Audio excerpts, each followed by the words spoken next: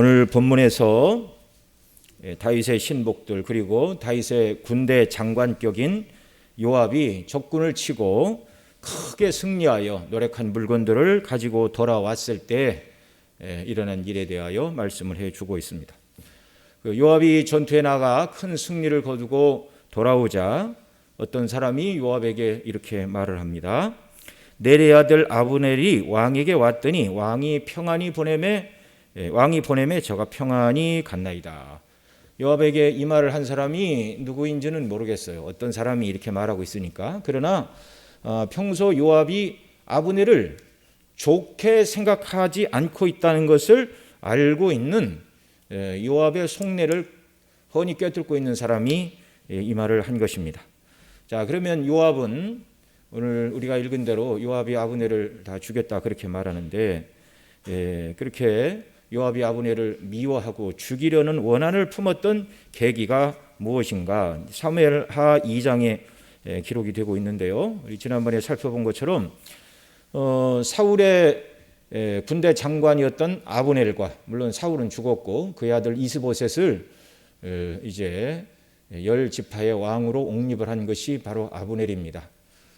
그리고 이제 다윗의 군장인 요압 군대가 서로 이렇게 길을 가다가 기브온 목과 이편 저편에서 만났어요. 그때 아브넬이 요압에게 도전을 합니다. 청컨대 소년들로 일어나 우리 앞에서 장난하게 하자. 그러자 요압이 그 말에 지지 않고 일어나게 하자. 그래서 각각 12명의 젊은 용사들이 나가서 너시아 눌렛이라도 하는 것처럼 서로 적수의 머리를 잡고 칼로 옆구리를 일제히 찌르자. 모두가 다 엎드려져 죽는 일이 있었죠. 그러니까 그중에 겁이 많은 사람, 나는 못하겠다고 도망치는 사람이 나타나기를 바라고 그런 무모한 내기를 했는지는 몰라도 하여튼간 해서는 안 되는 그런 장난을 해가지고 24이 그 자리에서 상대방의 머리를 잡고 옆구리에 칼을 찔러 24명의 젊은이가 다 죽고 말았죠. 그래서 그곳 지명을 헬갓 핫수림이라고 불렀는데 그 뜻이 완고한 사람들의 들이다. 지난 시간에 2주 전에 살펴본 바가 있습니다. 자, 아브넬과 요압의 자존심을 건 장난으로 시작하여 무고한 젊은이가 24명이 아무런 의미 없이 죽어나갔고 그것이 기폭제가 되어 그날 전쟁이 일어나 큰 싸움이 일어나게 되었습니다. 그래서 아브넬과 이스라엘 사람들이 다윗의 신복들 앞에서 패하는 일이 있었고 전투가 한창일 때 요압의 동생인 아사엘이 이제 아브넬을 쫓기 시작하고 있습니다. 사무엘하 2장 18절에 보면 아사엘의 발은 들로루같이 빠르더라 이렇게 말씀하고 있는데 아사엘이 그 빠른 발로 아브넬을 추격하기 시작하고 얼마 지나지 않아 아브넬을 거의 따라잡게 되었습니다. 그러니까 이 아사엘은 이 모든 나라의 분란, 다윗을 중심으로 통일왕국이 이루어지지 않는 이유는 바로 이 아브넬 때문이다 이렇게 생각한 것이죠. 조금 전에 일어난 24명의 무고한 젊은이들의 목숨이 잃은 것도 결국은 이 아브넬이 시작한 것이고 사울이 죽었고 하나님께서 다윗에게 기름을 부으셨지만 다윗을 중심으로 통일왕국이 빨리 이루어지지 않는 그 모든 이유도 결국은 아브넬 때문이다. 그래서 통일의 가장 큰 걸림돌인 아브넬만 제거하면 속히 이 땅에 평화가 올 것이다. 그렇게 생각을 한 것이죠.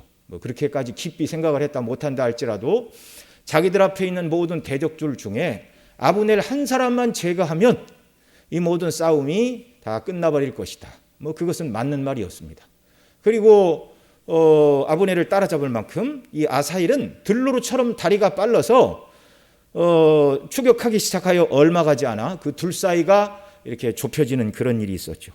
그런데 아사엘은 발은 빨랐는데 아브넬만큼 그렇게 출중한 싸움 실력을 갖고 있지는 않은 것 같습니다.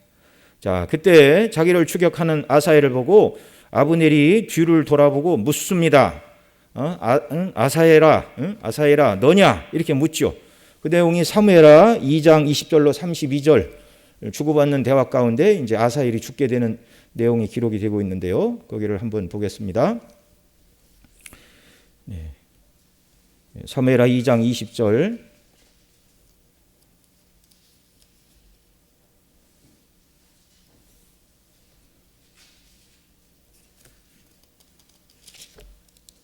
자, 화면, 사무엘하 2장 20절부터 좀 띄워주세요, 화면에.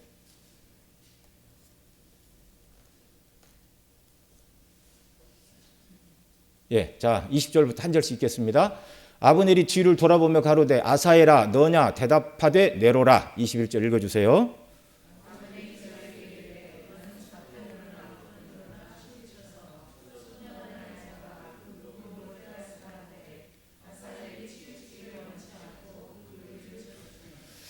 아브넬이 다시 아사엘에게 이르되 너는 나 쫓기를 그치라. 내가 너를 쳐서 땅에 엎드러지게 할 까닭이 무엇이냐. 그렇게 하면 내가 어떻게 내 형 요압을 대면하겠느냐 하되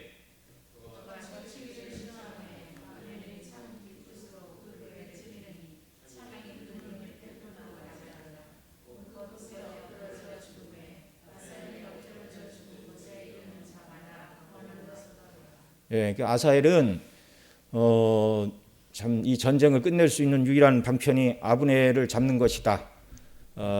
목표가 분명하지요. 그리고 그 일을 위하여 빠른 발로 열심히 추격을 했습니다. 그러나 그 일을 이룰 만한 그런 능력은 아사엘에게는 없었습니다. 이것이 이제 젊은 사람들의 문제점입니다. 이를테면 젊은 사람들이 그 말하는 모든 것들이 내용도 옳고 또 열정도 있고 그렇지만 그것을 이룰 만한 참된 재능과 능력은 부족한 것이죠. 결국 이것이 아사엘을 그 아까운 장수 아사엘을 죽음에 이르게 하는 그런 정말 통로가 되고 말았습니다. 자기 열정에 너무 사로잡혀 있어서 그가 아브넬의 말을 듣고 좌로나 우로나 치우쳐 그냥 전쟁을 대충 마무리하고 돌아갔더라면 그렇게 자기가 죽거나 또 그 일로 말미암아 아브넬과 또 요압 사이에 피해 그런 복수가 뒤따르지 않고 잘 이렇게 마무리될 수도 있었는데 정말 이 젊은 사람들은 굉장히 흑 아니면 백 뭐 이런 생각에 많이 이렇게 치우쳐져 있는 것이죠. 그래서 경험이 없고 미숙해서 일어나는 그런 화를 여기 이제 아사엘이 당한 것이죠. 그다음 24절 보면 요압과 아비새가 아브넬의 뒤를 쫓아 기브온 거친 땅의 길가 기아 맞은편 암마산에 이를 때 해가 졌고. 또 읽어주세요.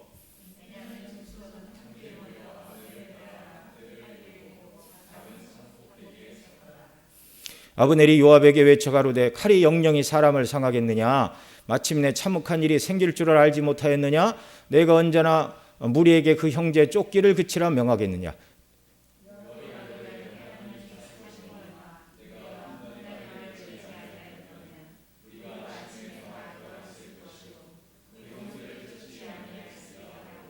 이 전쟁의 시작은 아브넬이 시작을 하고 이제 요압 핑계를 대고 있는 것이죠. 요압이 가로되 하나님이 그다음 28절 나팔을 불매 온 무리가 머물러 서고 다시는 이스라엘을 쫓아가지 아니하고 다시는 싸우지도 아니하니라.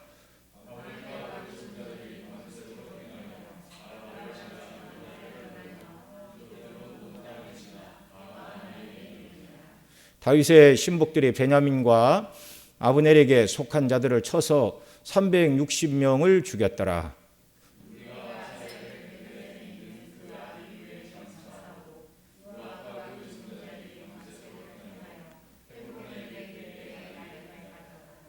별것 아닌 싸움으로 인해서 아브넬 편에 있던 360명가량 그리고 요압 편에 있던 몇 사람도 그 처음에 칼 갖고 장난했던 12명과 아사엘을 비롯하여 더 많은 사람들이 이렇게 죽어나갔죠.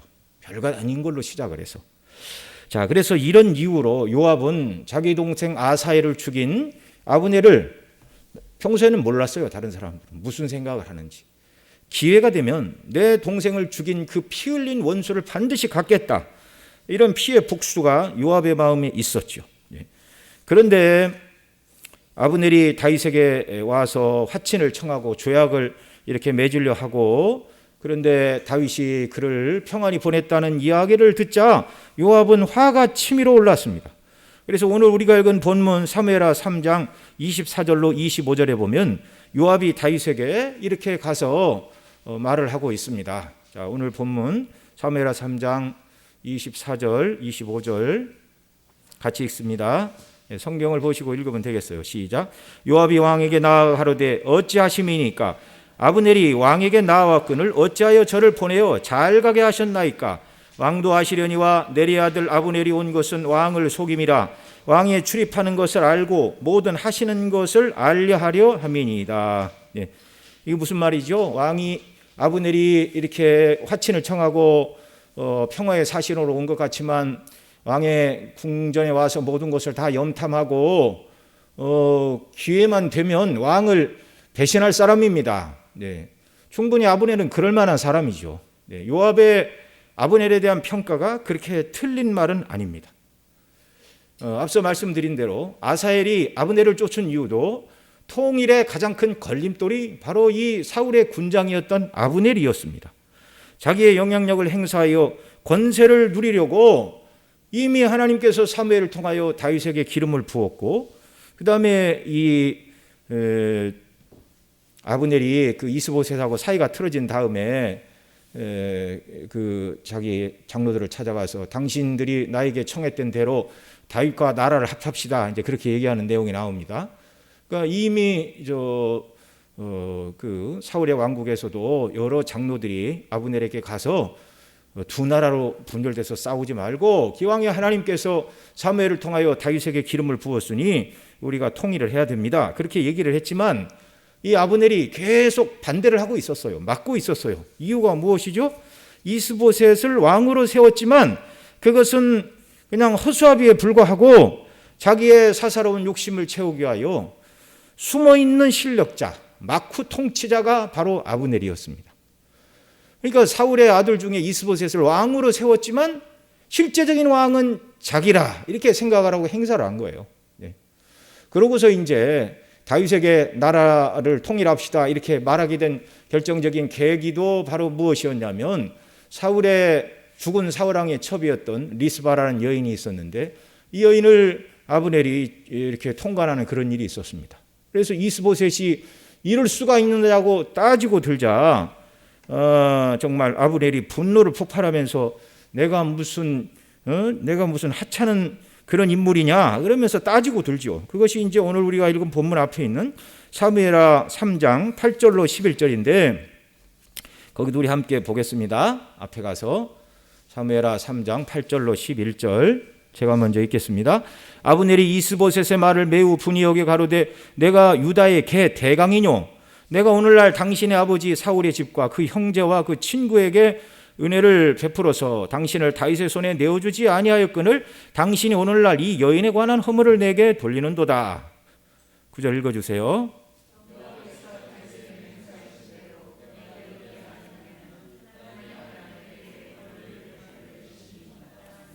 그 맹세는 곧 이 나라를 사울 집에서 다윗에게로 옮겨서 그 위를 단에서 부엘세베까지 이스라엘과 유다에 세우리라 하신 것이라 하매 이스보셋이 아브넬을 두려워하여 감히 한 말도 대답지 못하니라. 아멘. 이 아브넬도요, 이 이스보셋과 사이가 틀어지기 전까지 계속 막후 실력을 행사하고, 자기가 이 이스보셋은 왕이 아니고 실질적인 자기가 통치자라는 생각을 안 했다면 어떻게 사울의 첩을 취할 생각을 했겠습니까? 그러니까 악한 사람인 것은 틀림이 없어요. 여호와께서 다윗에게 맹세하신 대로 내가 이루지 아니하면 하나님이 아브넬에게 벌 위에 벌을 내림이 마땅하도다.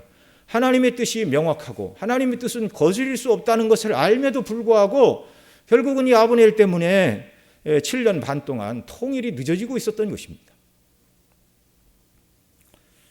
자, 그래서 이렇게 이스보셋과 사이가 틀어지고 아브넬이 다윗에게 와서 통일을 제안하며 아마도 성경에는 그런 얘기가 없지만 가장 중요한 자리를 한 자리 달라고 그랬겠죠. 그 나라의 군대 장관 자리를 아마도 요청을 했을 것이고 다윗은 평화의 때이니 그의 요청을 들어줄 것이다. 그렇게 아마 이야기를 했을 것입니다. 자, 그런 이야기를 주고받고 다윗이 아브넬을 보냈다는 이야기를 듣고 지금 오늘 본문의 요압이 다윗에게 와서 그렇게 화를 내는 것입니다. 아브넬이 어떤 사람인지 왕이 모르십니까? 그 악한 사람인 걸 모르십니까? 어떻게 편안히 보냅니까? 그 사람 때문에 지금 7년 반 동안 통일이 이루어지지 않고 있고 그 다음에 수많은 사람들이 죽어나고 있는 이유를 모르십니까? 그런데 다윗이 평화를 말하고 화친을 하러 온 사람을 죽일 수는 없잖아요. 이렇게 요압은 자기 동생 아사엘을 죽인 아브넬을 용서할 수가 없었고, 또한 두 번째로 말씀드린 바와 같이 아브넬이 주도하는 다윗의 통일 왕국이 되면 자기가 다윗 다음에 요압이 아니고 다윗 다음에 아브넬 다음에 요압이라는 이제 생각을 한 것이죠. 그것은 자기 동생을 죽인 아브넬을 상관으로 모실 수 없다는 또 다른 이유가 요압에게 생겼던 것이죠. 그런 이유를 가지고 요압이 사자를 보내서 돌아가는 아브넬에게 대화를 이렇게 청합니다. 그리고 이제 중간에서 사자가 아브넬을 만나 다시 이제 데리고 오는 그런 내용이 있는데요. 대화를 하자 그래서 아브넬이 돌아왔겠죠. 이제 그 내용이 이제 사무엘하 3장 27절 이하인데 27절 말씀 우리 같이 읽습니다. 시작. 아브넬이 헤브론으로 돌아오매 요압이 더불어 종용이 말하려는 듯이 저를 데리고 성문으로 들어가서 거기서 배를 찔러 죽이니 이는 자기의 동생 아사엘의 피를 인함이었더라. 아멘. 자, 일이 이렇게 진행되도록 다윗은 요압이 아브넬을 은밀하게 다시 불러들인 일도 몰랐습니다. 오늘 읽은 성경에 그런 일이 벌어졌지만 다윗은 알지 못하더라 이렇게 말하고 있습니다. 다윗은 알지 못하더라. 이런 일이 벌어졌음에도 불구하고 정말 우리가 27절 읽었는데 그 앞에 26절에 보면 이에 다윗에게서 나와서 사자들을 보내어 아브넬을 쫓아가게 하였더니 시라 우물가에서 쟤를 데리고 돌아왔으나 다윗은 알지 못하였더라. 다윗이 모르는 사이에 요압이 아브넬을 불러들였고 살해할 줄도 몰랐고 그를 죽일 때까지 도무지 다윗은 왕이었지만 모든 것을 다 할 수가 없었습니다. 이 일이 벌어진 다음에 다윗이 할 수 있는 일이라는 것은 자신은 아브넬의 죽음에 대하여 전혀 관여한 바가 없고 불의하게 아브넬을 죽인 요압의 집에 저주가 임하게 될 것을 말하는 것밖에 달리 할 일이 없었습니다. 그것이 이제 사무엘하 3장 28절 29절인데요. 제가 읽어드리겠습니다. 그 후에 다윗이 듣고 이르되 넬의 아들 아브넬의 피에 대하여 나와 내 나라는 여호와 앞에 영원히 무죄하니 그의 죄가 요압의 머리와 그 아비의 온 집으로 돌아갈지어다. 또 요압의 집에서 백탁병자와 문둥병자와 지팡이를 의지하는 자나 칼에 죽는 자나 양식에 핍절한 자가 끊어지지 아니할지로다 하니라. 이렇게 말한 것밖에 그렇다고 지금껏 자기와 함께한 장군 요압을 어떻게 내칠 수도 없는 것입니다. 왜냐하면 요압과 똑같이 생각하는 다른 사람들도 많이 있기 때문에 그런 것이죠. 우리는 여기서 다윗은 당시 유다 왕이었지만 자기가 통치하는 헤브론에서조차 다윗이 알지 못하는 사이에 여러 악한 일들이 벌어지고 있었는데 다윗은 알지 못하였더라. 인간이 연약하기에 아무리 조심스럽게 나라 일을 살핀다 해도 사람들은 다 알지 못하는 일이 있을 수 있다는 것을 여기서 보여줍니다. 여러분, 다윗은 우리의 참된 왕이신 예수 그리스도의 모형이라고 말씀을 드렸는데요. 이스라엘의 여러 왕들 중에 다윗만큼 그리스도의 영광스러운 왕권을 온전히 드러내는 왕도 없었으나 그러나 그는 어디까지나 그리스도의 모형이었지 왕 되신 우리 그리스도를 온전히 드러내는 것은 아니었습니다. 어떤 면에서만 그리스도의 모습을 드러낸다 그 말이죠. 그래서 예수님은 죄를 한 번도 지으신 적이 없는 무죄하시고 악을 한 번도 행하신 일이 없으신 완전한 참 의인이셨습니다. 하나님의 아들이실 뿐만 아니라. 그러나 다윗이 그리스도의 왕권을 드러내지만 다윗은 역시 죄인이었죠. 지난 시간에 살펴본 바와 같이 하나님의 뜻을 어기고 아내를 많이 둠으로 많은 곤란과 화를 스스로 자초를 했습니다. 마찬가지로 다윗은 그리스도의 왕권을 예표하기는 하나 완전하신 우리의 왕이신 그리스도와는 비길 수는 없는 것이었습니다. 그래서 다윗이 알지 못하는 사이에 여러 일들이 일어나지만 그러나 우리의 참 왕이신 예수님이 알지 못하는 사이에는 저와 여러분에게 어떤 일도 일어나지 않는다는 사실을 여러분 기억하시기 바랍니다. 이것이 오늘 우리에게는요, 큰 위로가 되는 거예요. 위로가. 주님이 모르시고 예수님을 믿는 하나님의 자녀인 저와 여러분에게 주님이 모르시는 일 또는 주님이 허용하시지 않는 일, 주님의 주권과 계획 밖에서는 어떤 일도 일어나지 않는다는 사실을 여러분 믿으시고 담대함을 가지시기 바랍니다. 내가 주님의 뜻대로 순종하며 믿음으로 살아가는 한 어떤 경우에도 주님이 모르시는 불행한 일들이 우리에게 일어나는 일은 아닙니다. 만일 만왕의 왕이신 예수님께서 모르시는 중에 어떤 불행한 일이 벌어진다면 우리는 불안에 떨 수밖에 없지요. 그러나 다윗이 모르는 사이에 그의 왕국에서 이런저런 일은 일어날 수 있지만 만왕의 왕이신 예수님 모르는 사이에 하나님이 계획하신 일 밖에서, 하나님의 섭리 밖에서, 하나님이 허용하신 일 밖에서 어떤 일도 일어나지 않는다고 성경은 분명히 말을 하고 있습니다. 마태복음 10장 29절로 31절 이하에서 이렇게 말씀합니다. 같이 읽습니다. 시작. 참새 2마리가 한 앗사레온에 팔리는 것이 아니냐. 그러나 너희 아버지께서 허락지 아니하시면 그 하나라도 땅에 떨어지지 아니하리라. 너희에게는 머리털까지 다 사신 바 되었나니 두려워 말라. 너희는 많은 참새보다 귀하니라. 아멘. 참새 한 마리가 떨어지는 것조차도 하나님이 허락하시지 않으면 그런 일이 일어나지 않는다. 참새 한 마리가 사냥꾼이 총을 쏜다 할지라도 허락하심이 없이는 사냥꾼이 아무리 쫓아다녀도 그 새를 만날 수가 없는 거예요. 하나님의 허락하심이 없으면 기술이 좋아도 맞출 수가 없는 거예요. 다른 요인들 때문에. 참새 한 마리도 하나님께서 허용하심으로 말미암아 땅에 떨어진다면 수많은 참새보다 저와 여러분은 훨씬 귀한 존재들임을 여러분 믿으시기 바랍니다. 너희들에게는 머리털까지 세신 바 되었나니 두려워 말라. 많은 참새보다 귀하니라. 예수님 믿는 저와 여러분 한 사람 한 사람이 우리 하나님 아버지께서 보실 때 모든 참새를 다 합한 것보다 예수님 믿는 저와 여러분 한 사람 한 사람이 더 귀한 존재일까요? 수많은 참새가 더 귀한 존재일까요? 어떻게 생각하십니까? 참새는 한두 마리가 아닌데 한번 생각해 보십시오. 지구상에 있는 참새를 다 모으면 큰 트럭 몇 대가 아니죠. 감당할 수 없을 만큼 수많은 양인데 그 수많은 참새하고 예수님 믿는 우리 한 사람, 하나님이 누구를 더 귀하게 여기십니까? 자녀를 귀하게 여기시죠. 자녀를 귀하게 여기시죠. 예. 여러분, 누가 장성한 자녀하고 그 자녀의 몸무게만큼 나가는 금하고 바꾸자고 그러면 여기 바꾸실 분 계십니까? 안 계시죠. 네, 비록 속썩이고 말을 안 듣고 그러지만 사랑하는 내 자녀를 어떻게 자녀의 몸무게에 나가는 금과 바꿀 수가 있겠어요? 네.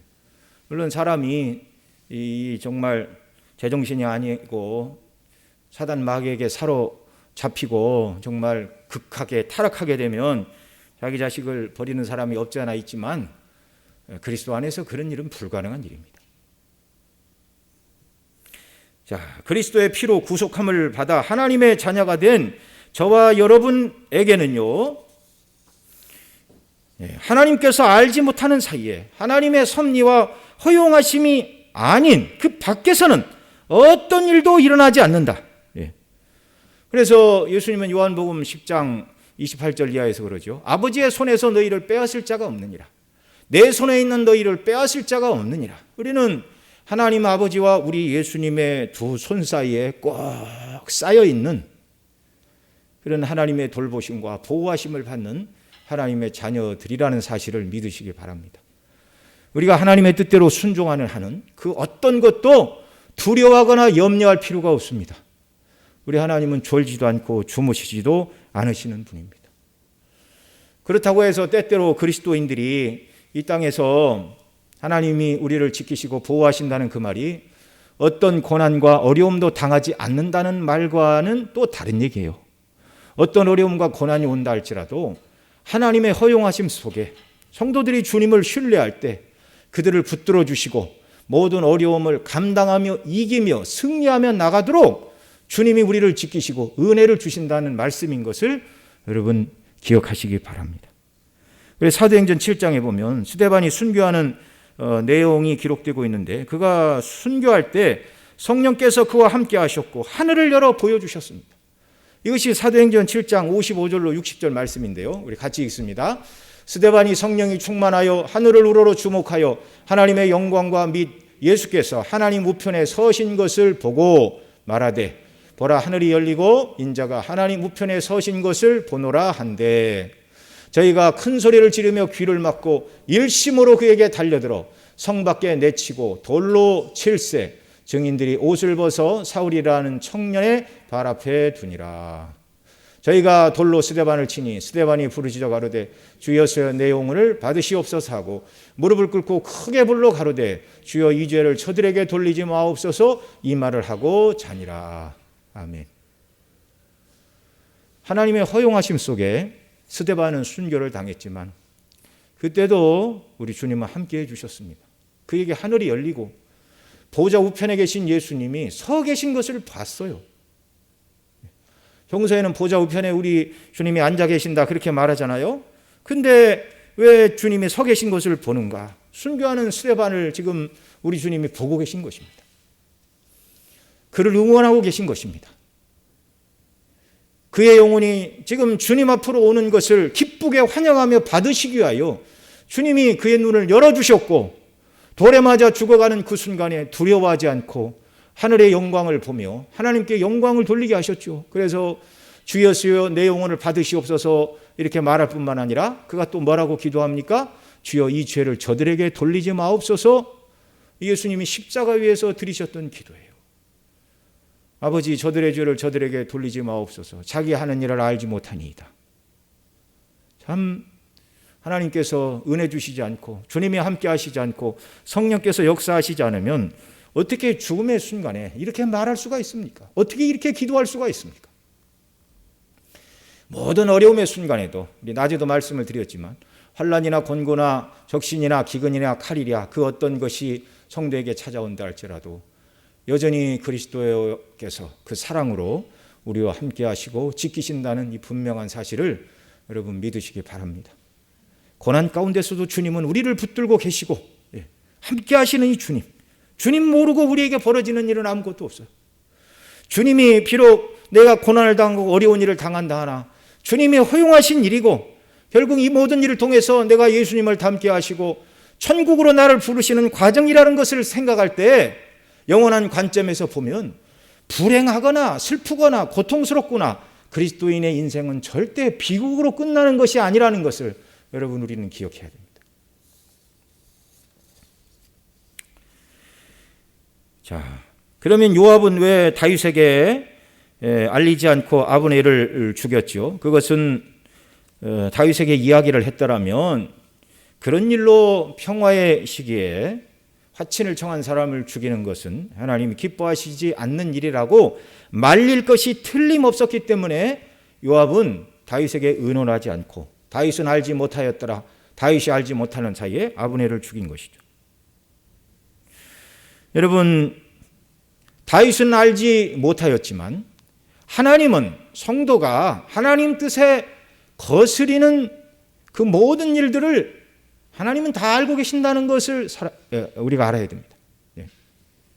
하나님은 하나님 뜻과 상관없이 우리에게 어떤 악한 일이 일어나지 않도록 지키시고 보호하시고 모르시는 일이 없을 뿐만 아니라 두 번째로 하나님은 모르시는 것이 없는데요. 무엇을 모르신다고요? 모르시는 것이 없느냐면 우리가 하나님의 뜻을 거스리고 행하는 모든 악한 일들을 하나님이 모르고 그냥 지나가시는 법이 없다는 사실입니다.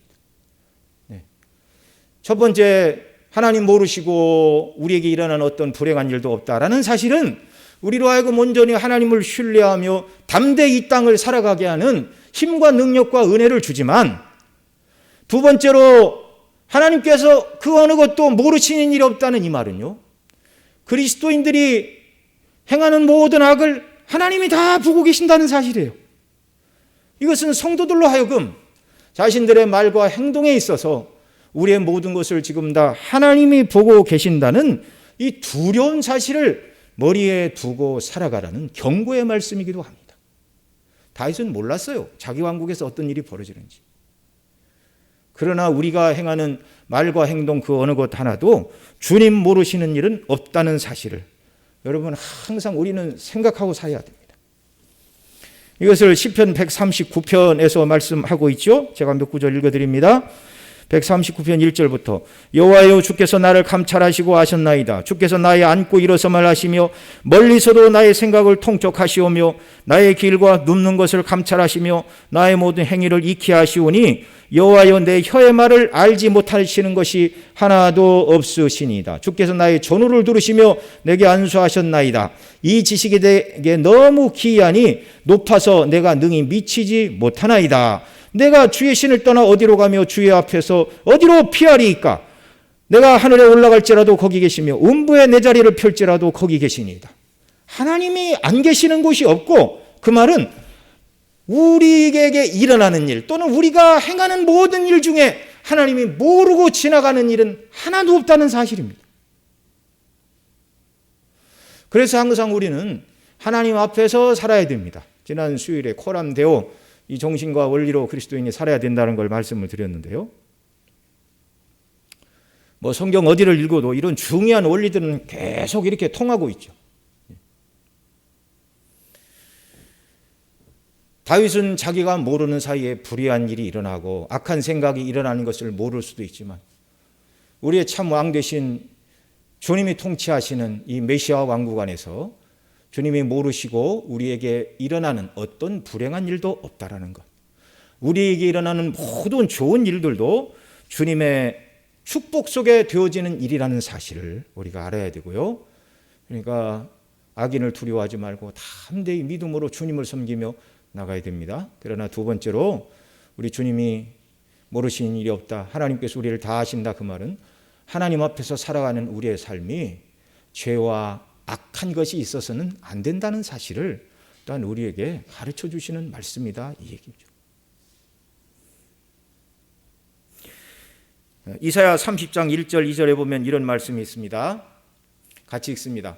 여호와께서 가라사대 화했을진저 패역한 자식들이여 그들이 계교를 베푸나 나로 말미암지 아니하며 맹약을 맺으나 나의 신으로 말미암아 하지 아니하였습니다. 그들이 바로의 세력 안에서 스스로 강하려 하며 애굽의 그늘에 피하려 하며 애굽으로 내려가수되 나의 입에 묻지 아니하였으니 저의 죄를 더하도다. 이게 이제 북쪽 이스라엘 북쪽에 있는 아수르, 바벨론 이런 나라들이 침략할 때 하나님 앞에 회개하고 하나님 살려주십시오 이렇게 해야 되는데 하나님 앞에 회개하지 않았습니다. 불의한 삶의 원리들을 바꾸지 않았습니다. 그리고 그들이 쓴 방법이 무엇이냐면 애굽에 원병을 보냈어요. 돈을 싸들고 가서. 저 위에 나라들이 우리를 치러 오니까 군대를 동원해서 우리를 좀 지켜주십시오. 근데 이 일이 성공하겠습니까? 실패하겠습니까? 하나님의 뜻을 거스리고서 인간적인 방편을 아무리 도모해봐야 절대로 성공할 수가 없어요. 불가능한 일이에요. 불가능한 일. 오히려 하나님은 이 일을 통하여 악의 악을 더하는 일이다 이렇게 말씀하고 있죠. 그래서 그 뒤에 이사야 30장 그 다음 3절로 7절에 보면 선지자를 통하여 이렇게 책망하십니다. 같이 읽습니다. 그러므로 바로의 세력이 너희의 수치가 되며 애굽의 그늘의 피함이 너희의 수욕이 될 것이라. 애굽에 가서 군사적으로 도와달라고 요청을 했지만 그들은 너희의 도움이 되지 못한다. 오히려 바로의 세력이 너희에게는 수치가 되고 애굽의 그늘의 피함이 너희에게는 수욕이 될 뿐이다. 그 다음 4절 그 백성들이 소안에 있고 그 사신들이 하네스에 일어났으나 여기 소안과 하네스는 애굽의 도시들이에요. 그래서 사신들을 보내는 곳을 말하는데 왕도 찾아가고 또 지방에 있는 실력 있는 군사가 많은 그런 지방의 실권자들을 찾아가 도움을 청하는 그런 내용들이죠. 자, 그 다음 그들이 다 자기를 유익하게 못하는 민족을 위하여 수치를 당하리니 그 민족이 돕지도 못하며 애굽이 돕지 않는데요. 유익하게도 못하고 수치가 되게 하며 수욕이 되게 할 뿐임이니라. 그 다음 6절 남방 짐승에 관한 경고라 사신들이 그 제물을 어린 나귀 등에 싣고 남방 짐승은 애굽을 말하는데 유다의 사신들이 그 제물을 어린 나귀 등에 싣고 또 그 보물을 약대 제물 안장에 얹고 암사자와 숫사자와 독사와 및 말아다니는 불뱀이 나오는 위험하고 곤고한 땅을 지나 그런 어려움을 뚫고 애굽에 내려가서 도와달라 말하지만 결국 어떻게 된다고요? 자기에게 무익한 민족에게로 갔으나 그 다음 7절 애굽의 도움이 헛되고 무익하니라. 그러므로 내가 애굽을 가만히 앉은 나비라 일컬었느니라. 이 나비라는 말은 용이라는 말로도 바꾸어 쓸 수 있는데 돈은 다 받아먹고 애굽이 전혀 움직이지 않는다 그 말이에요.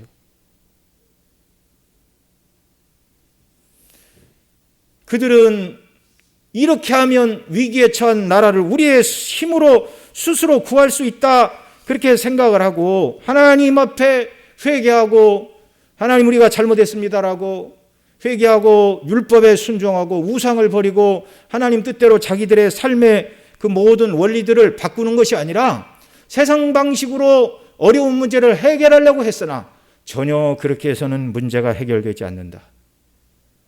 여러분 세상 나라들은 그런 외교와 동맹과 힘과 또 용병을 사서 그런 문제가 해결될 수 있으나 하나님의 백성들은 하나님께서 그런 일들을 용납하지 않으십니다. 온전히 하나님 앞에 잘못했을 때는 무릎 꿇고 회개하고 도우심을 구할 때 하나님께서 해결해 주셔야 문제가 해결된다는 이 분명한 사실을 여러분 우리는 기억하고 살아야 됩니다.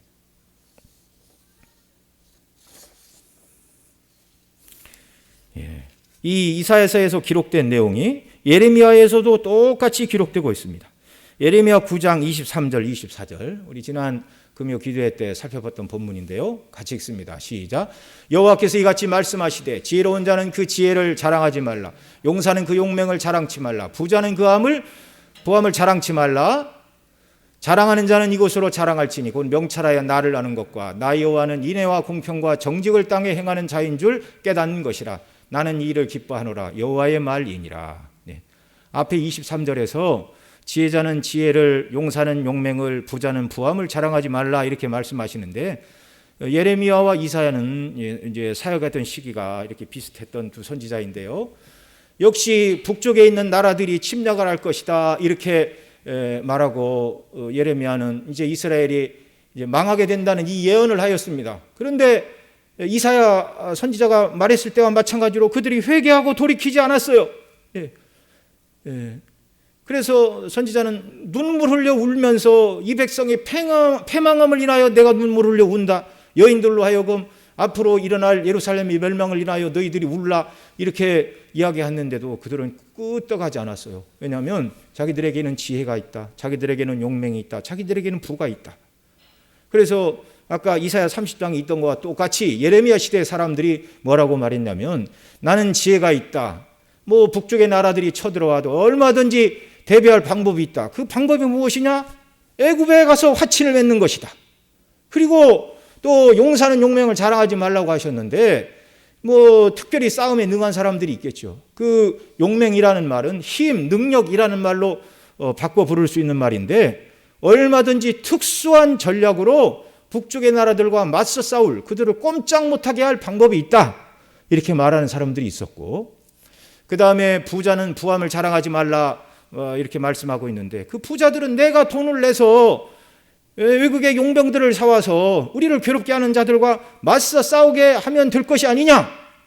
그러니 어떤 위기가 온다 할지라도 우리에게 지혜가 있고 용맹이 있고 부가 있으니 뭐가 문제랴 라고 하나님 말씀에 순종하지 않고 이런 것들을 자랑하는 사람들이 있었습니다. 그래서 하나님은 예레미야 선지자를 통하여 그런 것들을 자랑하지 말라. 그런 것들을 자랑하지 말라. 그것들이 너희의 안위를 보장하거나 그것들 때문에 너희가 이 땅에서 영화와 풍요를 누리고 사는 것이 아니라 그 모든 복락은 여호와 하나님 내가 주는 것이다. 그래서 그 다음 24절에서 뭐라고 그러죠? 자랑하는 자는 이곳으로 자랑할지니 곧 명찰하여 나를 아는 것과 나 여호와는 인애와 공평과 정직을 땅에 행하는 자인 줄 깨닫고 하나님이 행하시는 것처럼 하나님이 그 백성에게 인애를 베풀고 공평과 정직을 대하신 것처럼 백성 사이에 바로 율법에 기초한 하나님이 그 백성을 사랑하시고 긍휼히 여기신 인애의 삶으로 돌이키라는 것입니다. 이 하나님을 자랑하라는 것입니다. 이렇게 할 때 하나님이 기뻐하시고 그 나라를 붙들어 주신다는 거예요. 여러분, 우리가 이 땅을 살아갈 때도 내 지혜와 힘과 능력으로 우리 앞길이 보장된다고 생각해서는 안 됩니다. 예수님 밖에 있는 사람들은 그렇게 살도록 내버려 두세요. 그러나 예수님 안에 있는 저와 여러분은 세상 방식이 아니라 온전히 하나님을 기뻐하고 하나님이 우리에게 베풀어 주신 은혜와 긍휼의 방식 안에 감사하고 이 방식 가운데 살아갈 때 하나님이 우리의 힘이 되시고 능력이 되시고 구원이 되시고 우리를 붙들어 사용하시고 영광을 받으심을 믿으시기 바랍니다. 그리스도인들은 세상 사람들과 달라요. 하나님이 다르게 대우하세요. 다윗이 알지 못하는 사이에 그의 왕국에서는 이런저런 좋지 않은 일들도 일어났습니다. 그러나 만왕의 왕이신 우리 주님이 통치하시는 주님의 나라 안에서 주님이 모르시는 일은 일어나지 않습니다. 그래서 우리에게는 주님이 모르시는 그 어떤 불행한 일도 일어나지 않는다는 사실을 우리가 확신할 뿐만 아니라 또 우리가 행하는 어떤 하나님 뜻을 거스리는 작은 불순종이든지 큰 죄악이든지 주님 모르시는 것이 없다는 것을 생각하고 하나님 앞에서 저와 여러분 모두가 살아야 한다는 사실입니다. 거람되어 하나님 앞에서. 여러분, 그러기 위해서 우리가 어떻게 살아야 되죠? 다윗이 죄 가운데 빠졌을 때는 하나님께 나아가거나 의논하거나 묻지 않고 그러고 살았습니다. 그러나 그가 하나님과의 관계가 좋았을 때 그 특징이 무엇이었죠? 한마디로 말합니다. 다윗이 여호와께 물어 가로되. 한번 따라해 보겠습니다. 다윗이 여호와께 물어 가로되.